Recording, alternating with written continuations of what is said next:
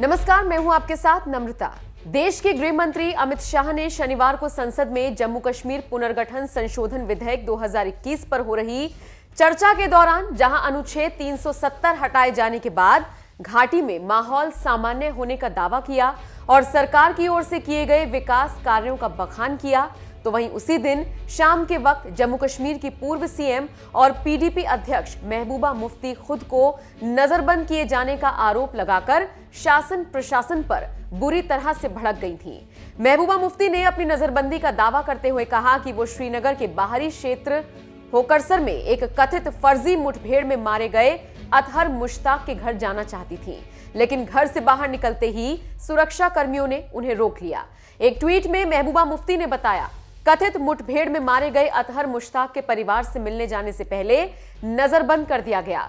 बेटे का शव मांगने पर उसके पिता के खिलाफ यूएपीए के तहत मामला दर्ज किया गया। क्या भारत सरकार कश्मीर आने वाले यूरोपीय संघ के प्रतिनिधिमंडल को ये सामान्य हालात दिखाना चाहती है?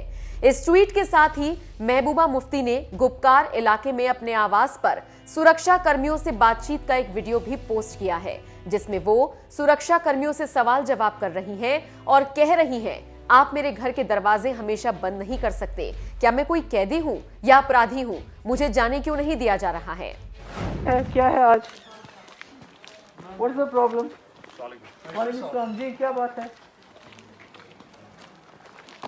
क्या वजह है? मुझे क्यों रोका जाता है? रोज रोज क्यों रोका जाता है? मैं डिस्ट्रिक्ट मैजिस्ट्रेट से आया हूं, मैं तहसीलदार साउथ। नहीं ठीक है, मगर मुझे क्यों रोक रहे हैं? सिक्योरिटी की प्रॉब्लम है। नहीं, क्या सिक्योरिटी की प्रॉब्लम है? जब भी मुझे कहीं जाना होता है, मैं वहाँ गई, वहाँ सारा वो सैंड माफिया है पुलवामा में, तब नहीं जाने दिया, वहाँ नहीं, बड़गाम नहीं जाने दिया, आज यहाँ नहीं जाने देते हैं। ये बेचारे को, एक तो बच्चे को मार दिया, ऊपर से उसकी लाश भी नहीं दे रहे, उसके बावजूद उसी के खिलाफ केस लड़ा रहे हैं। तो मुझे क्यों नहीं जाने दे रहा है? मैं क्या कोई कैदी हूँ? मैं कोई क्रिमिनल हूँ? क्या वजह क्या है? वाई? और मुझे ऑर्डर्स दिखाइए, किस ऑर्डर के तहत मुझे बंद किया है? कुछ तो होना चाहिए ना। Why I am being detained? What is the under what section I am being detained? किस कानून के तहत मुझे बंद किया गया है? डिस्ट्रिक्ट एडमिनिस्ट्रेशन है वहां से। नहीं, पर कुछ तो होना चाहिए ना आपके पास। आपने मेरे अपने गेट को लॉक कर दिया, बाहर इतनी सिक्योरिटी लगा दी, कुछ तो होना चाहिए ना। ये कैसा कानून है? अभी आपके वहाँ यूरोपियन यूनियन के डेलीगेशन आ रहे हैं, तो उनकी सिक्योरिटी कैसे देंगे आप, जब आप यहाँ के रहने वालों की सिक्योरिटी नहीं दे पाते? How can you secure them? If a delegation is coming from European Union, how are they going to secure them जब आप मुझे सिक्योरिटी नहीं दे पाते? नहीं, वजह क्या है? मुझे बताइए, क्या वजह क्या है? कुछ तो होना चाहिए ना। एक तो उसके बच्चे को फेक एनकाउंटर में मार दिया, उसके बाद उसकी लाश नहीं दे रहे, वहाँ भी जाने नहीं देते। ये क्या है? वजह क्या है? और ये ऐसे कोई क्रिमिनल हूँ मैं, इस तरह मेरे गेट को लॉक कर दिया गया है? कुछ तो मुझे, कोई कागज तो मुझे दिखाइए ना। आपके पास कोई कागज तो होना चाहिए। आप मुझे डिटेन कर रहे हैं, कोई कागज तो होना चाहिए। मुझे रख लीजिए आप सिक्योरिटी, मुझे सिक्योरिटी के बगैर जाने दीजिए, उसमें क्या हर्ज है आपको? Let you keep my security. आपको सिक्योरिटी रखनी है मेरी, रख दीजिए, मुझे जाने दीजिए। इस तरह तो गेट आप बंद नहीं रख सकते हर वक्त। क्या सोच? महबूबा मुफ्ती ने एक और ट्वीट में मोदी सरकार पर हमला बोलते हुए कहा, कश्मीर में दमन और आतंक के राज के इस कड़े सत्य को भारत सरकार देश से छुपाना चाहती है। 16 साल के एक युवक को मारा जाता है और उसके बाद उसे आनन फानन में दफना दिया जाता है और उसके परिवार को अंतिम संस्कार के अधिकार से वंचित किया जाता है।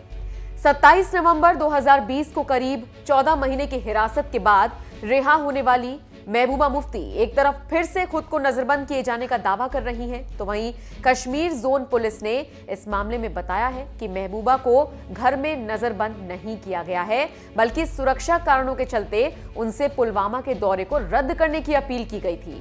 पीडीपी अध्यक्ष महबूबा मुफ्ती ने एक वीडियो जारी कर खुद के नजरबंद किए जाने का दावा ऐसे समय में किया है जब शनिवार को ही गृह मंत्री अमित शाह संसद के जरिए देश को कश्मीर के हालात के बारे में बता रहे थे।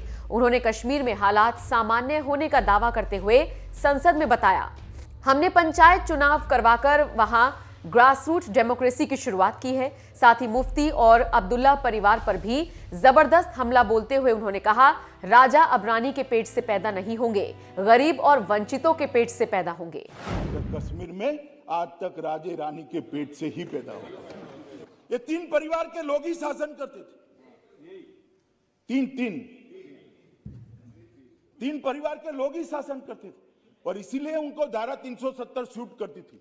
मान्यवर, हमने पंचायत के चुनाव कराए, अभी डिस्ट्रिक्ट पंचायत के चुनाव हुए, लगभग 51.7% वोटिंग हुई, कहीं पर भी गोली नहीं चलानी पड़ी और मान्यवर शांतिपूर्ण मताधिकार का प्रयोग हुआ।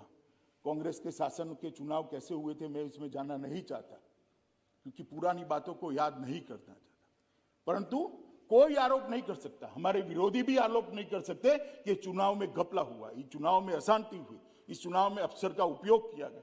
सबने भय रहित होकर शांतिपूर्ण तरीके से मतदान किया है और मान्यवर 51% मतदान पंचायत के चुनाव में हुआ है और जिन्होंने धारा 370 वापिस लाने के आधार पर चुनाव लड़ा था वो साफ हो गए, साफ। कश्मीर की जनता का मैंडेट भी उनके साथ नहीं रहा, चुनाव हारे हैं।